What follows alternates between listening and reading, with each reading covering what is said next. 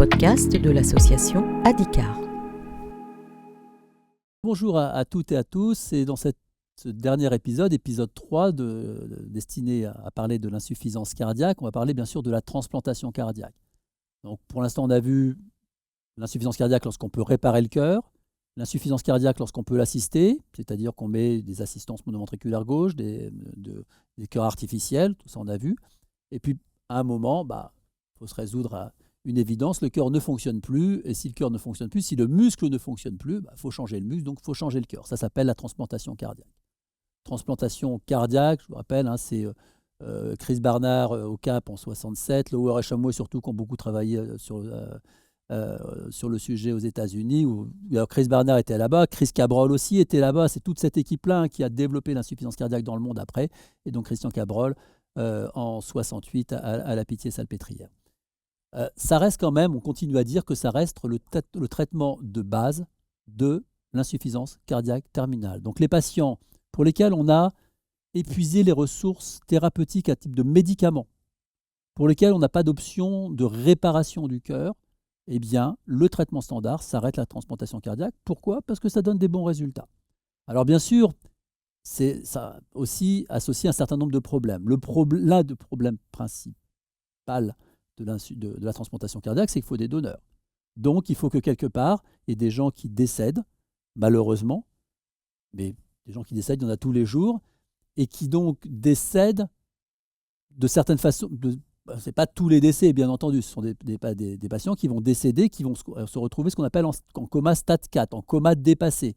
C'est-à-dire que les organes fonctionnent, ils sont bien sûr intubés, puisque le tronc cérébral ne fonctionne plus, donc ils ne peuvent pas respirer tout seuls. Le cœur, c'est automatique, donc ça fonctionne tout seul. Il y a plein d'organes comme ça qui sont automatiques. Le rein, il se débrouille aussi. Le foie aussi. Les poumons, non.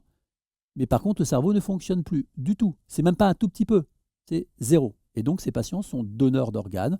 Alors vous savez qu'en France, tout le monde est donneur d'organes. Si lors de notre vivant, on a fait part de notre volonté de ne pas donner les organes, il y a un registre de refus et il faut, pendant qu'on est en vie, se prononcer pour aider. Si jamais le malheur arrive, on n'est pas à l'abri des malheurs, bien sûr, on ne le souhaite à personne, mais si le malheur arrive, il faut en tout cas mettre sa famille à l'abri de prendre une décision à notre place.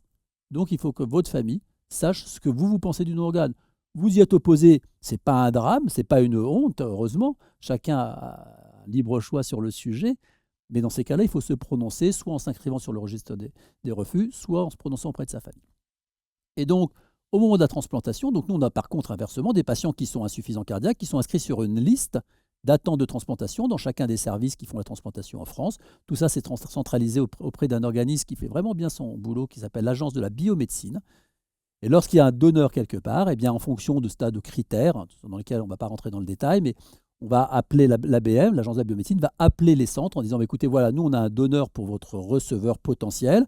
Voilà les caractéristiques du donneur. Est-ce que ça vous convient ? Est-ce que vous acceptez ? Si on dit oui, on a une équipe qui part prélever le greffon pendant qu'une autre équipe va préparer le receveur. Après, tout ça, c'est technique. On ne va pas rentrer dans la technique. Les indications de la transplantation cardiaque, très clairement, je vous l'ai dit, c'est l'insuffisance cardiaque terminale. Il n'y a pas d'autre option. S'il y a d'autres options, on essaye toujours les autres options. Il y a des contre-indications. En général, on ne va pas plus loin que 65, 70, 75 ans. Ça dépend des équipes, ça dépend de tas d'autres critères. Mais au-delà de 75 ans, on a tendance à... Plus on avance en âge, en tout cas, plus on va être sélectif, bien entendu. Bien entendu, des patients qui ont...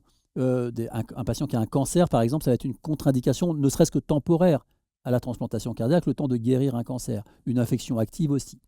Et puis, on a des patients qui sont tellement graves qu'ils ne peuvent même pas attendre la transplantation. Et ceux-là, on va leur mettre soit une assistance de longue durée dont on a parlé dans l'épisode 2, c'est-à-dire une assistance monoventriculaire gauche ou un cœur artificiel. Et si vraiment ils sont trop graves et que là, on nous appelle tout de suite en disant ce patient il se dégrade, qu'est-ce qu'on peut faire ? On va leur mettre une ECMO, donc une pompe, c'est une pompe externe en fait, connectée au niveau de l'artère et de la veine fémorale, qui va drainer le sang du côté veineux, l'oxygéner, le réinjecter du côté de l'artère et donc stabiliser le patient le temps d'aller à la transplantation cardiaque. Alors bien sûr, c'est un temps limité. Dans ces cas-là, c'est de l'ordre d'une quinzaine de jours, 12-15 jours. Si on n'y arrive pas, si on n'a pas eu de proposition pendant ce délai-là, on aura tendance à repasser à une assistance circulatoire de longue durée pour pouvoir amener le patient à la transplantation dans des meilleures conditions. Bien sûr, après la transplantation, il va falloir éviter le rejet. Et pour éviter le rejet, il va y avoir des médicaments immunosuppresseurs. C'est l'autre écueil, l'autre limite de la transplantation cardiaque. Mais alors la première année, il y a pas mal d'effets indésirables de ces médicaments immunosuppresseurs, mais au bout d'un an, on peut diminuer les doses et chez la majeure partie des patients, ça se passe bien, ils reprennent le cours de leur vie. S'ils étaient au travail, ils reprennent leur travail. S'ils étaient retraités, ils reprennent leur retraite.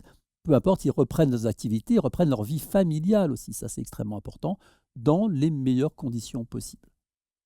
Alors bien sûr, les traitements immunosuppresseurs peuvent entraîner d'autres maladies parce que suppriment l'immunité. Donc on va bien sûr surveiller les infections d'un côté, on va être très vigilant.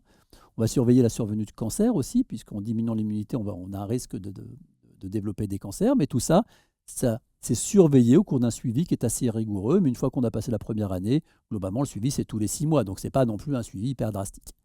Et avec des durées de survie post-transplantation, nous, dans notre cohorte, on a des patients qui sont à plus de 30 ans de leur transplantation et qui vont bien. Donc je pense que ça vaut vraiment le coup, lorsqu'on en est à ce stade-là de l'insuffisance cardiaque, éventuellement, d'aller à la transplantation. Juste pour finir, petit point sur la xénotransplantation, parce qu'on en a parlé toute l'année 2023 et on va continuer à en parler. Vous savez, la xénotransplantation, c'est la transplantation d'un organe d'animal vers l'être humain. Et alors, il y a eu pas mal d'essais au cours des 4-5 dernières décennies. Et puis là, donc en janvier, je crois que c'était à Baltimore, en janvier 2023, coup de théâtre, une équipe refait une transplantation cardiaque, une xénotransplantation cardiaque à partir d'un cochon, ce qu'on appelle un cochon transgénique, donc un cochon dont les gènes ont été modifiés pour le rendre compatible à l'homme. Alors quand on dit transgénique, c'est du vrai transgénique, c'est-à-dire que le cochon, on lui a supprimé l'expression de 4 gènes qui sont les gènes qu'on appelle qui entraînent le rejet hyperaigu, qui sont vraiment qui concernent l'immunité interespèce. Donc ça, c'est des trucs, c'est des bombes atomiques, quoi. C'est-à-dire que si vous mettez un organe de cochon dans le corps de l'être humain sans rien du tout, le rejet, il se fait dans l'heure, ce qu'on appelle un rejet hyperaigu. Et puis à côté de ça, on a modifié le cochon pour qu'il exprime, on l'a humanisé. On lui a fait exprimer des protéines de l'être humain pour que, justement, notamment la partie coagulation, la partie immunitaire, qu'il n'y ait pas d'explosion à l'intérieur. Alors vous savez qu'il y a eu un cas puis un deuxième cas. Malheureusement, les 2 receveurs sont décédés dans les 1-2 mois. Le premier, on pense quand même que c'était du rejet. Le deuxième, on n'a pas tellement les explications. En tout cas, moi, je ne les ai pas encore. Je n'ai pas trop regardé récemment, mais je ne les ai pas encore eues. On va les avoir, bien sûr, parce que tout ça, c'est quand même des rapports scientifiques extrêmement importants. Donc voilà, on en est là de la xénotransplantation. Donc, on a fait un pas considérable. Quand on prend, il y a 30 ans, ça durait 1 heure. Là, on a 2 mois, mais 2 mois, on est bien d'accord, ce n'est pas suffisant. Donc, il y a probablement encore beaucoup de progrès, beaucoup de recherches à faire sur le sujet. Mais à la différence des années précédentes, là, il y a une vraie volonté d'investissement sur le sujet. Donc, on sait très bien que quand on investit beaucoup, à un moment, on finit par trouver les solutions. Donc, probablement, dans les 5 à 10 ans qui viennent, on parlera un peu plus de xénotransplantation. Voilà pour ce qui est du remplacement du cœur.